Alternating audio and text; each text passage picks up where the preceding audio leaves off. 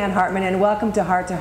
And today I have a very special guest on my show. This is Jude Lee. Jude Lee is the owner of JRaw Fitness in Thousand Oaks, California. Now, before I welcome you on the show, there's a lot of noise in here. We're in a gym. There's noise in gyms, right? It's not quiet. It's not like a library. So we got to speak a little louder. The sound might be a little crazy, but we'll get through it. So Jude, thank you so much for coming on the show. I appreciate it. Thanks for having me.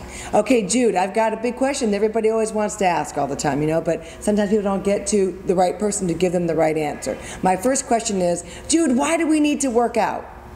Well, workout is just as important as you sleeping or eating or everything else that you do in life.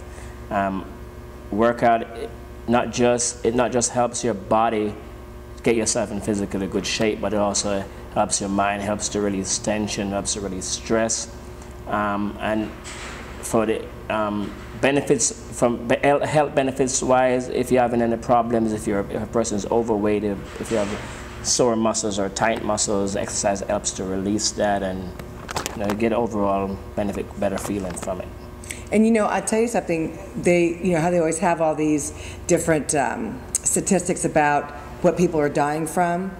You know, stress is the #1 because stress causes cancer, stress causes heart disease, yep. Stress causes diabetes, stress causes a lot of things.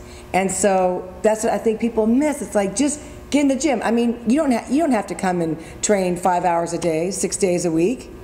No, I mean, what do you recommend? 3 hours a week works just fine. If you have the time, you could do 3 days. Right. If you want to say Monday, Wednesday, Friday, or 3 days a week, 3 hours, works out just fine. I think when it comes to exercising, people use all the excuses because nobody is willing to make that commitment.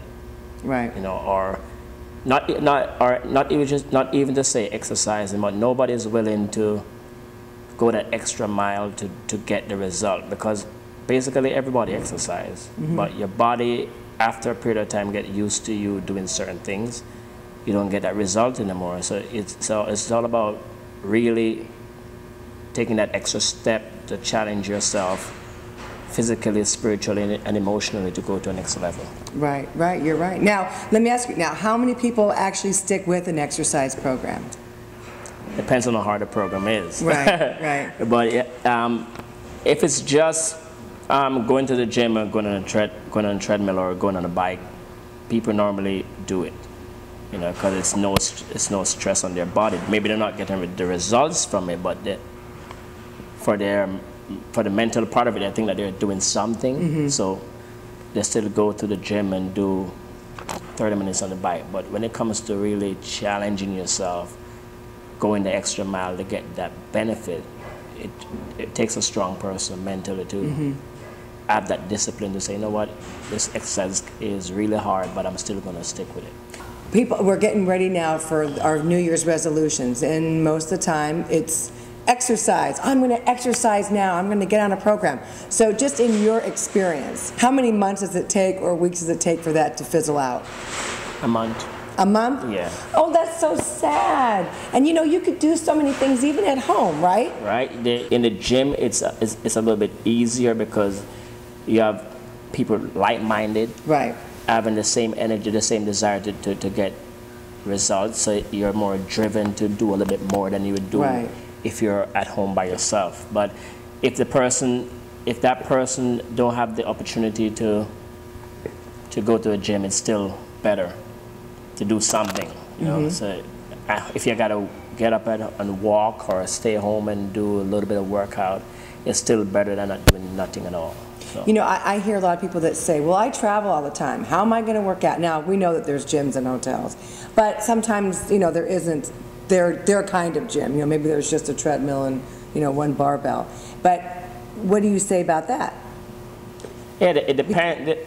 If that person works out on a regular basis and they have to do when they're not traveling. Yeah, okay. And then they have to do some business trip and they have to travel, that's something else, and that's okay. If that person is committed to work out, regardless of where that person is, the person is going to find the time to work out. I know, because I have clients that work out at JRaw Fitness 3 to 4 times a week, but for business wise have to travel for a week to go away, and they're in their hotel room working up a storm. Right. You know, so it all depends on the person. Some people use the traveling as an excuse not to work out. So Right. it all depends on the person. And you know something, if you think about it, all the stuff that your body goes through when you're flying, with the radiation, with all the smoke, or the jet fuel and all that, you need to work out because your body has taken in so many toxins, and especially when you're traveling overseas, you know, and you're on a plane for 10, 12 hours. And especially if you're not in first class, where you got to be. Exactly. You know what I mean? You can't cross the leg and straighten I think your I have legs out. permanent neck damage from doing this because you know. But so and also, what do you think? Because Jude, I haven't even let anybody know about you. So why don't you tell them, like, what is your experience? How many years have you been a teacher of physical fitness? I've been a physical trainer for over 20 years. Yeah. In case you guys haven't realized it yet, I'm Jamaican. Was born in Jamaica. Yeah, but then lived like 20 years in Germany. I've been in the U.S. 3 years, 4 years. Yeah, and I've been a trainer now for over 20 years, and it's not just a profession; it's a lifestyle. And if something is a lifestyle, then it's not something that you're going to take lightly, or it's not something that you're just going to do when you feel like it.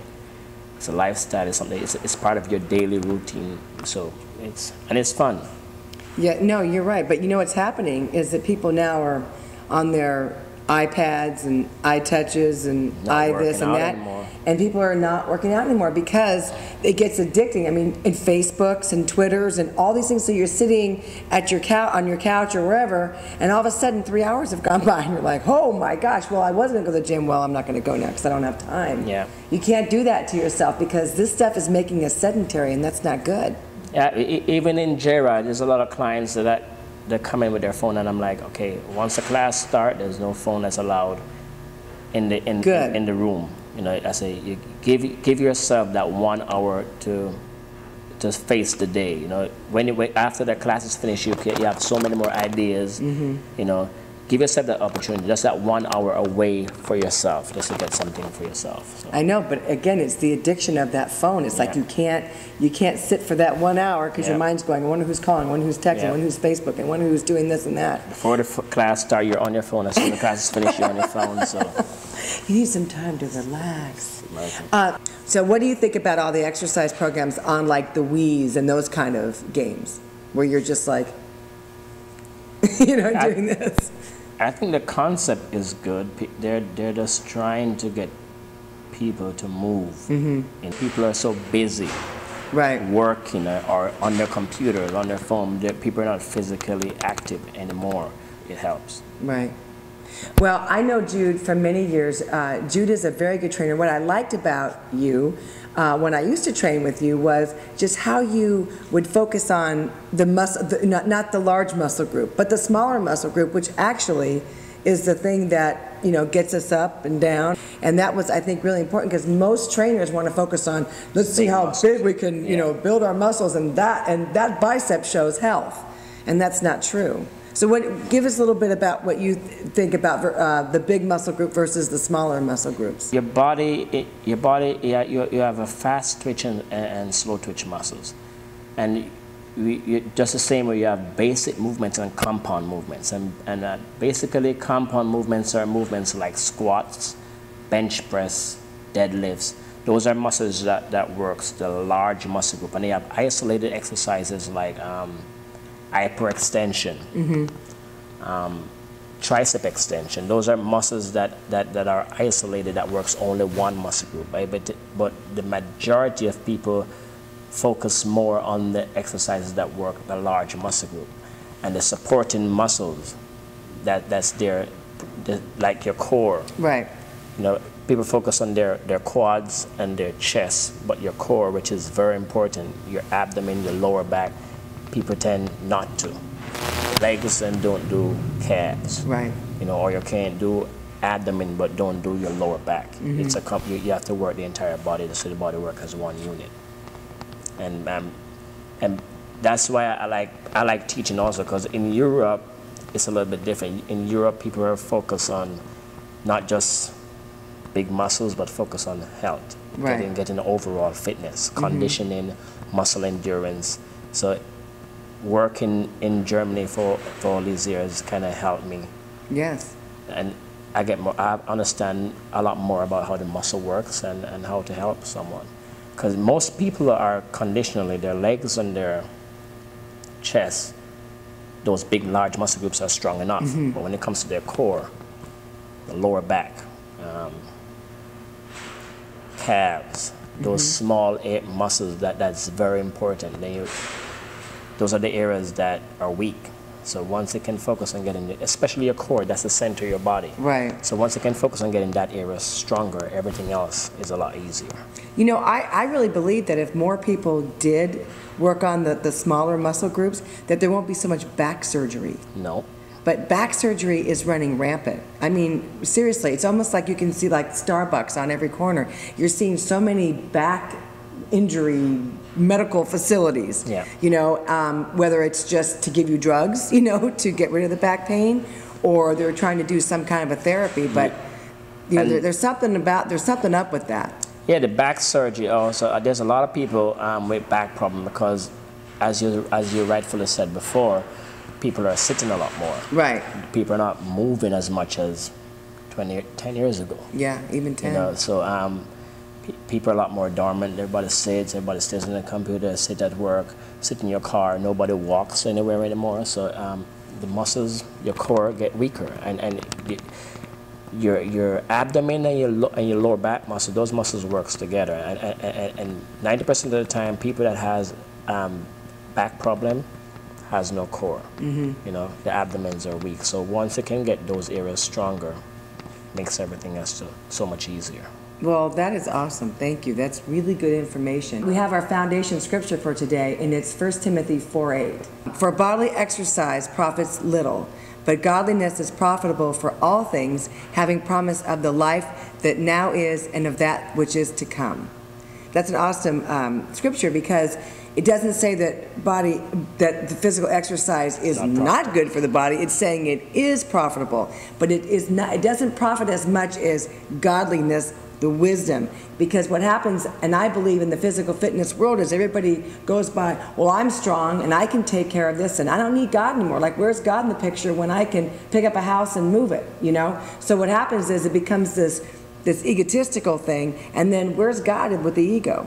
He's probably not around. No, and the flip side to that also is that, because I've been in church all my life, you know, and when I first started with fitness, people used to look down on me, you know, saying, "Oh, you're not supposed to be doing that as a Christian." And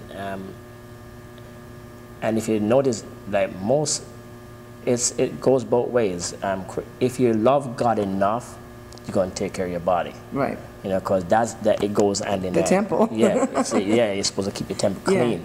Yeah. But somebody that really understand that God has given that responsibility to take care of their body or their temple, then you're gonna do whatever it needs to be done to keep yourself in shape and to avoid all the unnecessary problems. Right. I say to people all the time, say, when Jesus Christ walked this earth, if he was out of shape, he couldn't do all these miracles. Right. You know, no, people, right. You know, in those days. Imagine the weather and no transportation. You know, so it's about taking care of your body. It profit little, but it's still profit much. That's on this side of life. Absolutely, you know, so. You're right about that. Well, thank you so much. I really appreciate you taking the time out. He's a very busy man. He does private exercise, plus he also teaches classes, and then he, you know, obviously you can see he teaches boxing classes. These are so cool. I want to try them sometime. Come over and try it. Come and try it. You'll enjoy it. So if you get to California, to Thousand Oaks, please look him up. And from my heart to yours, this is Julianne Hartman and Jude Lee from JRaw Fitness saying thank you for watching, and we'll see you soon. When you guys have the time, come by, check the gym out. I'm sure you're going to like it. And I guarantee you one thing, once you try it, you'll come back.